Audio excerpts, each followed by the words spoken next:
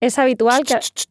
Ah, calla. Que no se empieza aquí hasta que no entre la musiquita. Es que a mí me entra como la prisa. Yo necesito un poco de energía, Elena, que si no empiezas aquí en parado, como las carreras de 100 metros lisos, y yo necesito un poquito de rodaje. Ya, es que yo ya digo, pues venga ya. Así que venga, ahora sí, Pues venga ya. que ya. Por favor, Elena Blanco y Gonzalo Oñoro. Acuda a la consulta, gracias. Aquí comienza Sin Cita Previa, con dos pediatras en casa, un podcast de Areslas.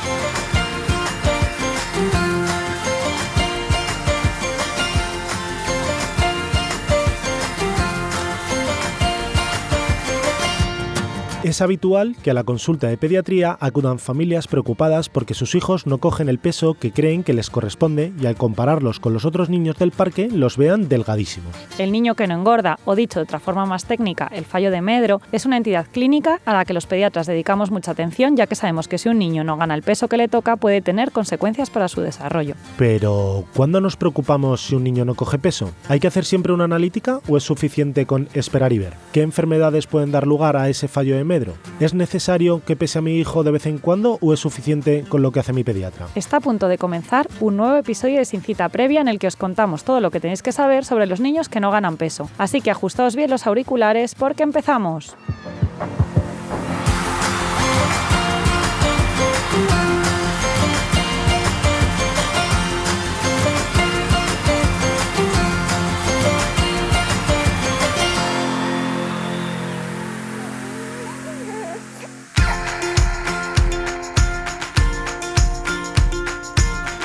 Welcome everybody.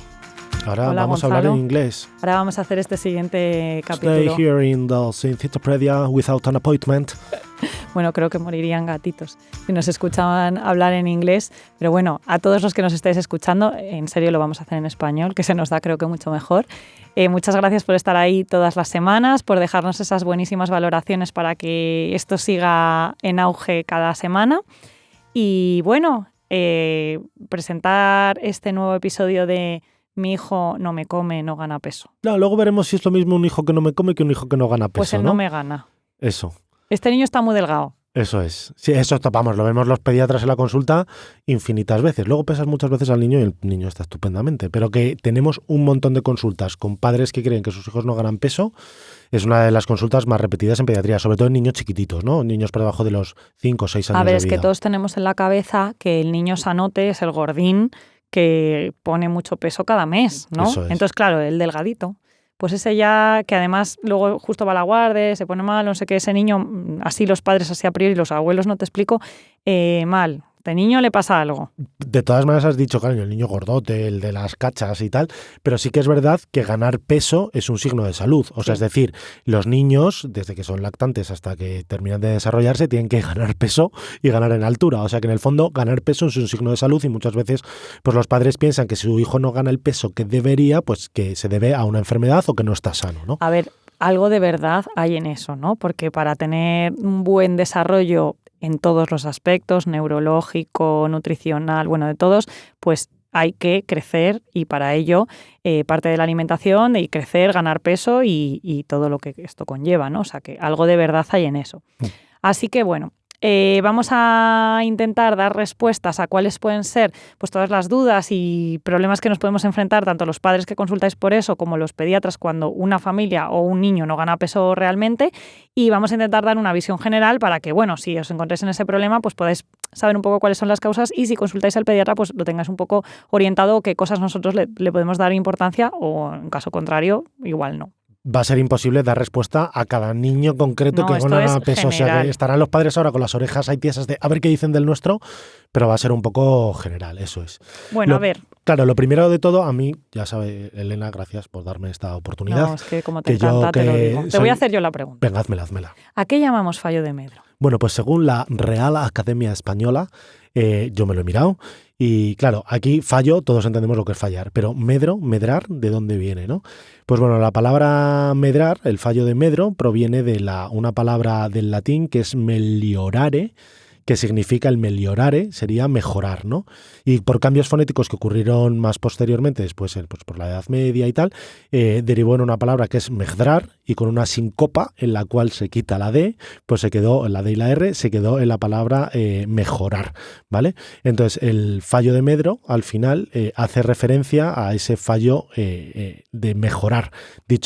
Y la definición ahora en el diccionario de la Real Academia de la Lengua dice dicho de aquella animal o planta que, o sea, medrar es, dicho a un animal o planta, crecer, es decir, ir en aumento, que es lo que esperamos de un niño pequeño. Así que fallo de medro es fallo de crecer. Fallo de crecer, pero que viene de mejorar. Eso es, como me gusta. Como que mejorar bien. Bueno, total, que en referencia es un niño que, no pasándole nada, ¿vale?, no sigue en su curva de peso y talla como debiera. Eso es. Con la importancia de los percentiles que ya conocéis y que ya os explicamos en el episodio que dedicamos a eso, que lo importante es la tendencia y no solo los valores concretos, ¿no? Claro, entonces al final un fallo de medro o un niño un estancamiento ponderoestatural, que sería como lo llamamos más actualmente, pues poniendo un ejemplo, en referencia a ese capítulo de los percentiles que decía Elena, pues sería el típico niño que a lo mejor ha discurrido siempre por un percentil 50 y de repente pasa el tiempo, pam, se aplana la curva y se nos va un P3, ¿no? Es decir, que de forma progresiva no se va a otra curva, que no va por la curva que debería. Claro, a ver, si el niño es sano, lo normal es que una vez que realiza la canalización del crecimiento, pues el niño que le toca ir en este percentil 50, pues ahí siga hasta la adolescencia. Si va para arriba... También bien, ¿no? Se ha canalizado a un percentil 90 de peso y talla. Bueno, y se debe a conductas inadecuadas en su alimentación, igual estamos hacia el sobrepeso. Vale, bueno, pero eso te refieres a un niño a lo mejor que tiene poca talla y mucho peso, ¿no? Yo me refería a un niño grande, no un niño más o menos que obeso. Quiere decir que cada uno sigue su curva, los grandes por lo grande, los pequeños por los pequeños, pero ahora vamos a hablar de los que, estando en uno, pues de repente empiezan a estancarse en el peso, y cuando uno se estanca en el peso, pues al final se estanca la talla o baja, ¿no? Y este es el fallo de medro del fallo del crecer. Claro, porque luego veremos por qué puede ocurrir, pero al final esto es un balance de calorías y de gasto energético. O sea que para los niños, o sea, los adultos, tenemos un gasto energético basal, que se llama un gasto energético en reposo. Es decir, simplemente por vivir necesitamos un número de calorías. Y los niños también. Claro, pero a los niños hay que sumarles las calorías que necesitan para desarrollarse, para hacer la pubertad, para hacer el desarrollo neurológico. Que les crezca el cerebro, los huesos, todo eso. Entonces es el del basal más el que gastan en crecer, más el de cuando se ponen enfermos, ¿no?, que aumentaría. Con lo cual el número de calorías al final que toman en referencia a su peso y talla es muchísimo mayor de lo que tomamos los adultos. Evidentemente toman menos calorías en número absoluto, pero en referencia a un niño pequeñito es el momento en la vida en la que, entre comillas, más come. No en número de calorías, pero en relación a su peso y su talla, ¿no? Claro, tanto que, por ejemplo, un recién nacido son hasta 120 kilocalorías por kilo. Que dices, bueno, 3 kilos, haces la cuenta, 360. 360 dices, no es nada. Mucho. No, pero es que para él es muchísimo. Pero si, por ejemplo, de una mujer, ¿no?, que pesa 50 kilos, una delgadita, y son 2.000 kilocalorías, pues si hacemos la cuenta al día, pues es mucho menos por kilo de peso. Entonces, proporcionalmente necesitan muchísimo más para engordar y crecer. Vale. De todas maneras, el consenso de a qué llamamos fallo de medro o estancamiento ponderoestatural, no hay un consenso, ¿no? Hay diferentes definiciones que más o menos vienen a decir todos lo mismo, ¿no? Pero normalmente consideramos que un niño no está ganando bien peso y talla cuando cumple una de estas tres características, ya sea porque discurre por debajo del percentil 3 para la edad en más de una ocasión, ¿no? Pues es el niño que no termina de hacer esa canalización del crecimiento a meterse dentro de percentiles, o que tenga un peso inferior al 80% para su peso ideal, y para esto tenemos otras tablitas, los pediatras, o cuando vemos que si a un niño le pesamos varias veces consecutivas, vemos que cambia de 2 líneas de percentil hacia abajo, evidentemente. O sea que estaba en un percentil 50, le pesamos a los 6 meses, ha pasado un 25, ¿qué está pasando aquí? Le volvemos a pesar a los pocos meses y se nos ha ido a un 10. Pues ese niño, por ejemplo, también lo consideraríamos un estancamiento. Y esto, como todo, no hay valores absolutos ni un percentil concreto para cualquier persona. Es que es esperar que un niño de padres bajitos pues esté más en los percentiles de abajo que los percentiles de arriba, ¿no? Y que luego tampoco va solo. O sea, que estas curvas pues atienden a cómo es el niño, si ha sido prematuro, si ahora lo acabamos de escolarizar y no para de ponerse enfermo, si es que nos están diciendo que es que no le gusta comer o no acepta los alimentos nuevos. O sea que, bueno, Hay muchas cosas que tenemos que desgranar pues para ver cuál podría ser el problema y no solo lo que pese lo que mide en este momento de la consulta. De hecho, eso que has dicho es muy importante porque muchas veces, sobre todo cuando son pequeñitos, por debajo de los 4 o 5 años de edad, muchas veces crecen como estirones, que decimos, tanto en peso como en talla. Entonces, a lo mejor has tenido un niño que tú le has pesado y dices, no ha cogido el peso que le tocaba desde la última vez que le pesé. Venga, vamos a verlo dentro de 2-3 meses. Y de repente, en esos 2-3 meses, ha recuperado todo el peso de lo que le tocaba. O sea, que sí que es verdad que inicialmente siempre habrá, si en la exploración, que ahora veremos, y en la historia no hay ningún otro dato, pues el esperar y ver inicialmente es adecuado, pero cuando ya ves que no hace ese estirón, no hace esa compensación, pues hay que darle la importancia. De hecho, yo muchas veces les digo a los padres, cuando luego ves que la tendencia es normal, cuando pasa más tiempo, que los niños crecen en montaña rusa, que digo yo, que hay veces que entre que se pone malo, pierde 300 gramos, luego come bien, gana 1,5 kilos, luego llega el verano. llega el verano, entonces lo recuperan todo porque no se ponen malos. Entonces eso es una cosa que hay que tener en cuenta. Y luego recordar que un niño que no me come, pues no es lo mismo que un niño que tiene fallo de Medro, ¿no? Fallo de Medro es un no cojo peso por motivos que sean. Uno podría ser por no me come, pero muchas veces no va a ser por eso. Y que además no crezca como consecuencia de ello. Entonces, bueno, esto es muy importante. Esto por eso en la consulta hacemos muchas más cosas que pesar y medir, ¿no? Hacemos también una historia clínica y podemos descubrir. Pero bueno, necesitamos tener mucha información para poder valorar este dato del peso y la talla en su contexto. A ver, ¿cómo es de frecuente que un niño no gane peso? Pues mira, hay algunas series en estudios que dicen que el 10% de las consultas en atención primaria están en relación a niños que no ganan peso. O sea, que no es que no sea frecuente, es que si en una consulta habitual de atención primaria te ves 20, 30 en una tarde, pues eso quiere decir que seguramente 2 o 3 te vengan por este motivo de consulta. Así que lo del fallo de Medro es algo que los pediatras pues vemos habitualmente. Eso no quiere decir que detrás de esos niños que los padres creen que no engordan, o incluso en esos que no están ganando peso como deberían, haya siempre una enfermedad detrás. De hecho, hay otros muchos condicionantes que lo pueden provocar, ¿no? A ver, entonces, cuando tenemos un niño de estos en la consulta, ¿no? Mamá o papá que vienen a la consulta, dice, es que yo creo que no gana peso, o a lo mejor no se han dado cuenta, pero nosotros pues lo vemos, ¿no? Ya era una cita que habíamos dicho porque hacía 2 meses que cuando lo pesamos dijimos, ay, pues vamos a ver cómo va.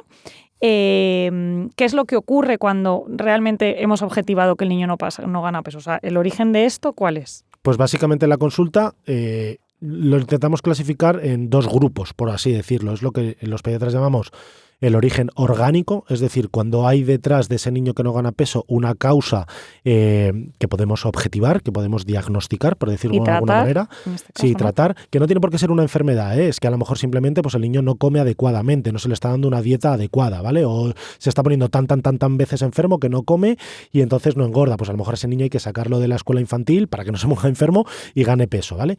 Y luego está el resto, que a veces es la mayoría, que es lo que conocemos como origen no orgánico, es decir, cuando detrás de ello hay una causa que no es justificable. Hemos hecho un montón de pruebas, hemos hecho un montón de recomendaciones y aún así no sabemos por qué el niño no gana peso. Pero eso es básicamente lo que hacemos los pediatras cuando vemos a un niño que no gana peso. O sea, no es como, bueno, ya están aquí los padres pesados con el niño que no. Esto es lo que, aunque a lo mejor muchas veces esperamos y vemos y parece que no le damos importancia, no. Nosotros lo que tenemos en la cabeza es, vamos a intentar descartar estas enfermedades, en algunas hay que esperar y en otras pues iremos viendo. Y por suerte, como en medicina todo ocurre, pero también obviamente en pediatría, lo más frecuente es lo menos grave y lo que no tiene una causa subyacente. Pero para eso, pues es nuestra consulta, nuestro conocimiento, la historia clínica y todo pues lo que nos va a permitir llegar a una causa u otra. Y entre medias, pues el niño, pues veremos también la evolución que tiene, ¿no? Pues un niño que no gana peso, no crece y que además es que estamos viendo que se detiene en su desarrollo o el contrario, ¿no? Él no gana peso, crece regular, pero tiene un desarrollo perfecto, ¿no? Pues obviamente no es el mismo niño.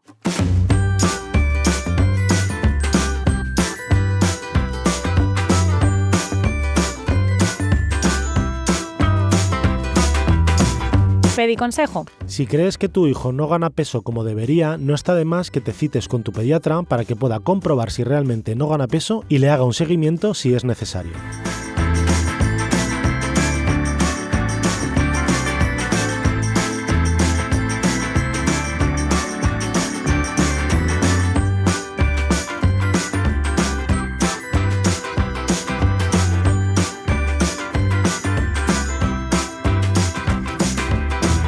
Bueno, ahora vamos a hablar de estas causas. Hemos dicho que había causas orgánicas que son objetivables, ¿no? Que a través de una historia clínica y unas pruebas y tal podíamos llegar a un diagnóstico.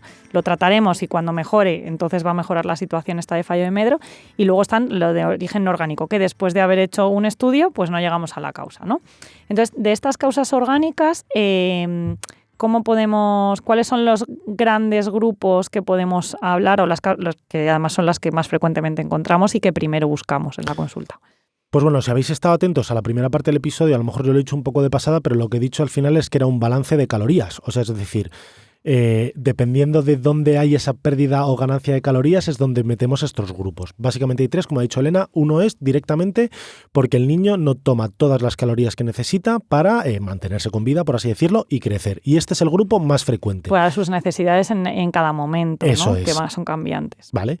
Y esto es como el 80% de cuando un niño no gana peso, pues esta normalmente es la causa. Pero no es solo, pues hay veces que es porque es una dieta inadecuada, porque los padres no le están dando una alimentación lo suficientemente calórica, pero hay veces que es, pues yo lo he dicho también antes. Aumento de necesidades, por ejemplo, en las infecciones, comen poco, pero es que además tener fiebre pues también nos hace que consumamos más. Entonces, pues los niños típicos que se están poniendo mucho tiempo enfermos, que además les duele la garganta y al final acaban comiendo poco, todo el rato leche, cosas así, pues estos son los que cuando llega el verano pues vemos como ¡fu! Claro, ¿no? Por ejemplo. Eso es. Oye, pero a lo mejor que es otro grupo que dice Elena, el que tiene un gasto energético mayor, ¿no? Pues porque está luchando contra infecciones, porque necesita más energía, podemos encontrar enfermedades que no son agradables, por así decirlo, comparadas con lo que ha dicho. Normalmente son enfermedades crónicas del pulmón, como por ejemplo puede ser una fibrosis quística, en la que hay un gasto energético mayor porque ese pulmón tiene mayor gasto, más energía, claro. O enfermedades del corazón, o el cáncer, que la pérdida de peso o no la ganancia de peso como debería, siempre es uno de los síntomas que vemos en este tipo de enfermedades, ¿no? Ese es el segundo grupo. Y luego está el otro, que sí que es más frecuente, por decirlo, que estas otras que hemos dicho del pulmón, el corazón, el cáncer, que es cuando no se absorben esas calorías. Tú haces una dieta adecuada, el niño come, pero no absorbe los alimentos, ¿no? Y entonces eso es lo que llamamos una malabsorción intestinal. Y el ejemplo típico, quizás porque sea el más frecuente dentro de una malabsorción intestinal, es la enfermedad celíaca, ¿no? En la que vemos que a nivel microscópico, las vellosidades del intestino, el intestino es como un campo yermo que no absorbe los nutrientes que se le están ofreciendo, ¿no? Y con todo, pese a todo, con estos 3 grupos que hemos dicho, ¿no? Con una ingesta calórica insuficiente, malabsorción intestinal, un gasto energético aumentado, solo conseguimos detectar el 5% de los niños que ganan peso, ¿vale? O sea que luego quedará... Que no ganan peso, sí. Que luego realmente la causa no orgánica es, en el fondo, o la más frecuente, o muchas veces es que hay varias causas juntas, ¿no? Que es lo que a veces es difícil de diagnosticar. Lo que no se nos puede escapar en la consulta pues es un niño que la causa de esto es una enfermedad grave. Los niños que tienen enfermedades neurológicas, que es que lo que les pasa es que no son capaces de comer la cantidad que necesitan, pues ponerles un soporte nutricional. O sea, lo que es muy importante es que todas aquellas causas que sean tratables, pues las tratemos a tiempo, ¿no? Entonces, bueno, importante que cuando esto preocupe, pues ir a la consulta, porque nosotros somos capaces o debemos ser capaces, por lo menos de estas enfermedades graves, pues poder diagnosticarlas y ver que es... Sí, aunque, al final, aunque son poco frecuentes, pues son lo suficientemente importantes como para que no se nos pasen. No es que resuma la pediatría solo en esto, pero es un poco lo mismo que hacemos cuando un niño tiene fiebre. Tú quieres ver a un niño cuando tiene fiebre 2-3 días para ver si le pones antibiótico o no. Es decir, descartar, claro, ¿no? Para ver si es una infección grave que hay que tratarla o es de las otras que se les acabará pasando. Pues con esto pasa lo mismo. Quieres ver a estos niños que no ganan peso para ver si realmente tienen algo importante que hay que tratar. Entonces, ¿qué pruebas les pedimos? Porque hemos dicho, vale, ¿cómo vamos a ir a cada uno de estos 3 grupos? Pues lo primero que hacemos siempre y no puede faltar es hacer bien una historia clínica. Es decir, no es solo peso al niño, no gana peso, sino que habrá que preguntarle si tiene otros síntomas, si esto desde cuándo le pasa, si lo asocian a alguna conducta, si es que ha empezado la escuela infantil hace poco, ese tipo de cosas. Y luego una exploración física que en algunas ocasiones sí que nos da pistas que nos dirigen hacia una enfermedad en concreto. Un niño pálido, muy decaído o que tiene cosas en la exploración que llaman la atención, pues justo los niños, estos son los que no debemos demorar el estudio de la causa. Por otro lado, si vemos que un niño no tiene ningún signo ni síntoma de alarma, tanto en la historia clínica como lo hemos hecho, en la exploración física, pues bueno, lo que tenemos que hacer es decir, bueno, pues vamos a ver qué es lo que come, por ejemplo, ¿no? Y hacer una buena encuesta dietética y que nos digan, venga, pues durante 3 días seguidos me vas a apuntar aquí las raciones, porque a lo mejor hay veces que pasa, dicen, no, yo creo que come bien, pero luego resulta que son raciones muy pequeñitas, ¿no? Entonces, bueno, que podamos objetivar de alguna manera, porque nosotros no estamos en la casa para verlo, entonces que podemos objetivar de alguna manera cómo es la ingesta de verdad. De hecho, en los niños que tienen grandes problemas de peso y talla, en los sitios especializados hay una cosa que es exactamente pues medir de forma exacta cuántas kilocalorías hay de todo lo que comen, ¿no? Por cada alimento. O sea, unas encuestas dietéticas, la del centro de salud va a ser una cosa como muy a grosso modo, pero hay historias clínicas en los niños que no queda clara la causa, pero que el niño no gana y no gana peso y no crece y tal, en el que esta encuesta dietética se puede hacer hasta el último kilocaloría ingerida. Sí, de hecho, y aparte ya no solo, eso es lo que te iba a decir, o sea, hay fórmulas en la que dependiendo del peso y la talla del niño, lo pones con una constante y te dice, este niño de tal peso, tal talla y tal edad tiene que, para vivir, lo que decíamos, o su gasto energético basal o gasto energético en reposo son, me lo voy a inventar, 823,4. Y tú haces esa dices, come 600. Y tú comes 600, pues obviamente no va a ganar peso, pero si come 1200 dices, oye, que está comiendo 400 kilocalorías por encima de lo que debería y no gana peso. Oye, aquí hay un problema, vamos a ver dónde está.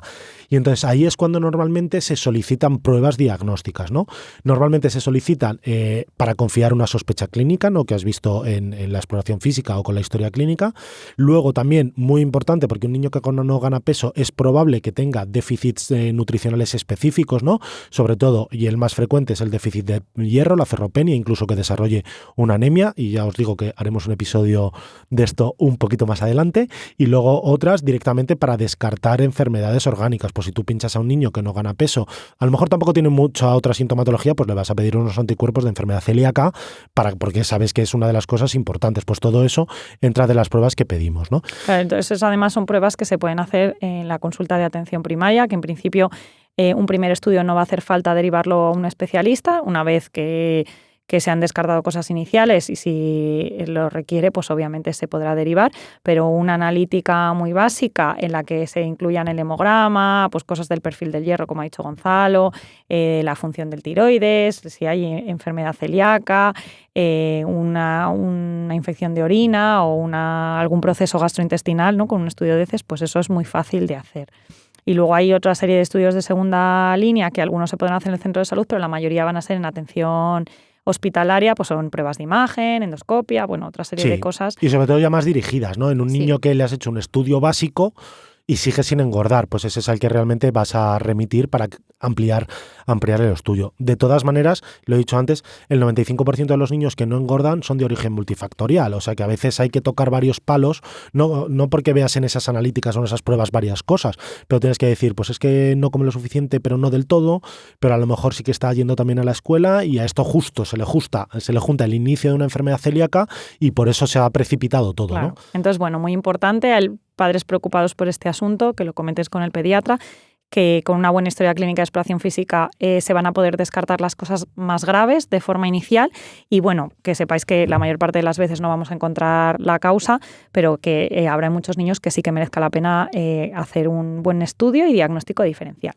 Entonces, bueno, cuando ya hemos hecho el estudio, pero es que no hemos encontrado nada, o sea, el niño no tiene ninguna enfermedad grave, no tiene una alteración del desarrollo importante, pero es que no gana peso ni para atrás.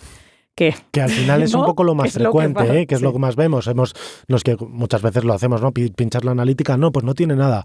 Y el padre dice, pero ¿y entonces qué dices? Bueno, pues por un lado me quedo tranquilo porque no es celíaco, no es todo este tipo de cosas, pero sí que es verdad que el niño no está ganando peso. Pues hay que dar algunas recomendaciones y aquí ya sí que van de forma individualizada a la edad del niño y dependiendo un poquito a lo que coma, ¿no? Eso sí que hay que tenerlo en cuenta, que ese tratamiento nutricional, entre comillas, debe ser individualizado. Si hay una causa orgánica, desde luego, por ejemplo, si es una enfermedad celíaca, pues el tratamiento será excluir el gluten para que se recupere ese intestino y ya absorba, evidentemente. Y si es porque come poco o que nos parece que se puede optimizar un poco la ingesta, pues bueno, pues sentarnos con los padres para poder pensar un menú un poco más óptimo, siempre basado en lo que comen en casa y cuáles son los hábitos nutricionales. Y bueno, pues ahí va a estar la labor del pediatra de atención primaria, pues de acompañar a estos padres en este proceso que suele dar mucha preocupación. Claro, o los nutricionistas infantiles que también van a ayudar mucho a dar muchos consejos sobre, vale, este niño come poco, pues vamos a hacer que con lo poco que coma alimentos a lo mejor más calóricos, saludables, ¿vale? Así que, bueno, pues ahí os dejamos esos consejos. Bueno, Gonzalo, creo que lo vamos a dejar aquí, que le hemos dado un buen repaso al niño que no engorda y yo creo que nuestros oyentes deben estar encantados. Pues mira, yo creo que el objetivo está más que cumplido. Espero que los padres y las madres que nos escuchen hayan entendido que en la mayoría de los casos lo que hacemos es esperar y ver a cómo el niño evoluciona, pero en caso de que persista, hacemos pruebas complementarias. Pues venga, vamos con el resumen del episodio de hoy. El fallo de Medro hace referencia al niño que no gana peso o no crece como debería. Podemos clasificar el fallo de Medro en orgánico cuando podemos identificar la causa y en no orgánico. En nuestro entorno, en cerca del 95% de los niños con fallo de Medro, no encontramos una causa que justifique el problema. El 5% restante, lo más habitual es que sean causas digestivas o infecciosas. Si tras una historia clínica, una encuesta dietética y una exploración física detallada no encontramos el origen del fallo de Medro, está indicado realizar pruebas complementarias de primer nivel. El tratamiento del niño que no gana peso debe ser individualizado y dirigido por el pediatra para ajustarse a las necesidades de cada niño.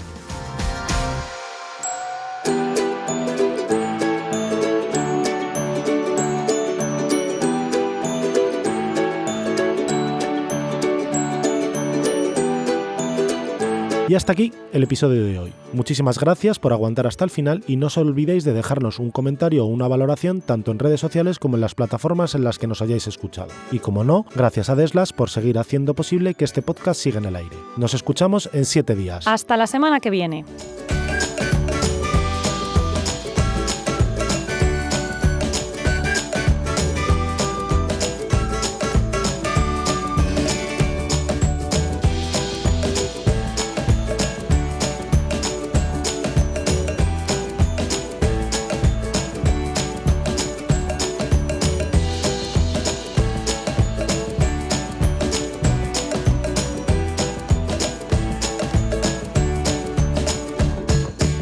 ¿Quieres saber la diferencia entre un maestro y un aprendiz? El maestro ha fallado más veces de las que el principiante lo ha intentado. Maestro Yoda, Dixit.